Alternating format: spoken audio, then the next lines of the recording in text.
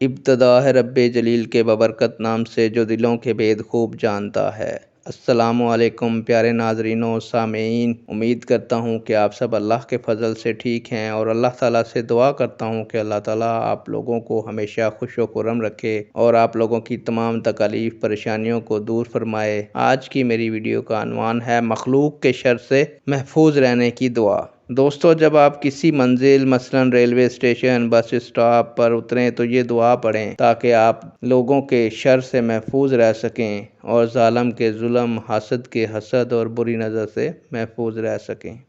بڑھتے ہیں ویڈیو کی جانب۔ اگر ویڈیو اچھی لگے تو برائے مہربانی اس کو لائک کیجیے گا، شیئر کیجیے گا اور چینل کو سبسکرائب کیجیے گا تاکہ دوسرے لوگ بھی اس سے مستفید ہوں اور ہمارے لیے نیکی کا سبب بنے۔ بڑھتے ہیں ویڈیو کی جانب۔ اعوذ بکلمات اللہ التامات من شر ما خلق۔ ترجمہ: اللہ کے پورے کلموں کے واسطے سے اللہ کی پناہ چاہتا ہوں اس کی مخلوق کے شر سے۔ صدق اللہ العظیم۔